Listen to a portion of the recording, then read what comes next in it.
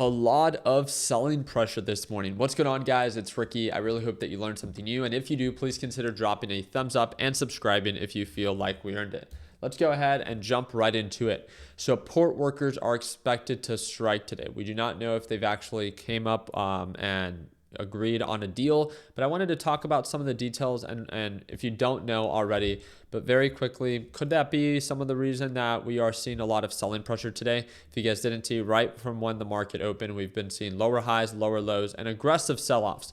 When it comes down to the overall economic reports that were released today, they weren't bad, right? The JOLTS, which are job openings, actually came out better than what was expected. ISM PMI, or ISM manufacturing data, came in a little bit lower than what was expected, but it was not a huge miss. Other than that, we do have one Fed official that should be speaking a little bit later today, but nothing too significant. I would say that, again, a lot of people are focusing on what's going on the East Coast of the United States. For those that do not know, there's a potential port worker strike that is expected to start today. Now, there's mixed feelings on what this is all about. Some people are saying is about fair wages. Normally, that's what strikes consist of. Others are saying, well, it's because of all the automation that is happening in the industry that is getting rid of these port worker jobs. Now, you can decide for yourself on what you really think it is, but I'm not here to necessarily talk too much about that. I just want to give you some of the details. There's about 45,000 members in this specific International Longshoremen Association that's known as the ILA. And the strike is supposed to begin today on Tuesday. So again, how many ports are going to be affected? About 14 ports. And here's a list of them. Again, feel free to do your own due diligence if you'd like. Now, why is it that this really is happening? Well, in the East Coast, the average port worker earns about $81,000 annually for a 40-hour work week. It doesn't sound terrible, but again, especially in today's day and age, it's not too much. With that being said, in the West Coast, it's $116,000. So, okay, there's a discrepancy there between the East and the West Coast. And we're talking about, nearly $35,000. That's quite significant, right? And it's because in the West Coast, dock workers engaged in a contract negotiation for more than a year. So everyone that makes now $116,000 on average for a 40-hour work week is because it was a year-long negotiation that actually came to an agreement on September 2023. And this deal increased wages by 32%, which is $4.62 per hour. Now, again, there is no scheduled talk between the ILA and the USMX before unions' contracts expire on Tuesday. So supposedly, this is supposed to cost billions of dollars. Let me explain very quickly. This is where I think we could enter a little bit of panic selling, especially with maybe some more of the companies that can get affected by this. You have to understand, we import and export a lot of goods.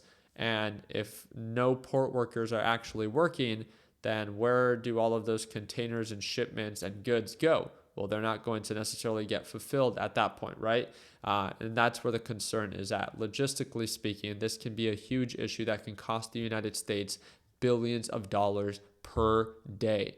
And this is where, again, it's going to be very important for there to be some form of an agreement, because supposedly these dock workers said that even if it takes weeks, months, that they will put and go through the strike. And this is supposedly one of the biggest strikes since 1977 that could possibly happen.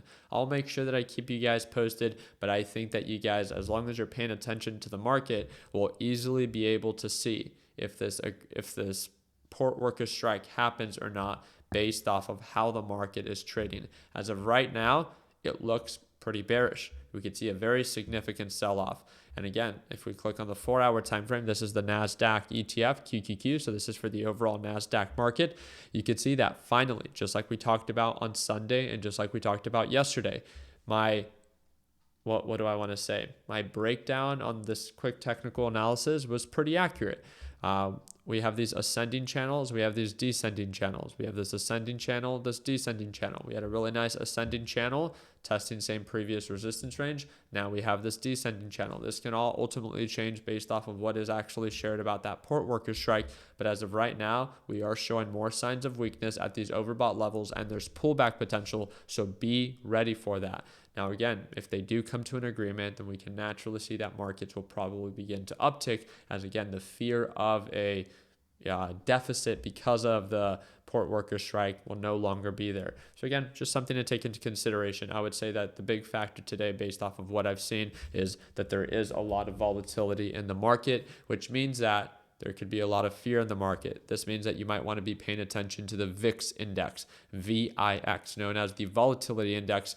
And when it rises, that means markets drop. When it drops, then that means markets rise. Volatility is a really close, what do you want to call it, indicator that you want to pay attention to, especially if you're someone that wants to lower your risk when it comes down to the positions you choose to take. Again, if you have any questions about this, I hope that you know that I'm always one direct message away, or you can feel free to comment down below. We talked about this during my live trading session today. Again, if you learn best by watching other people do, the second link in the description will give you access to my daily live trading sessions. I appreciate your time. Like always, let's make sure that we end the year on a green note. Take care, team.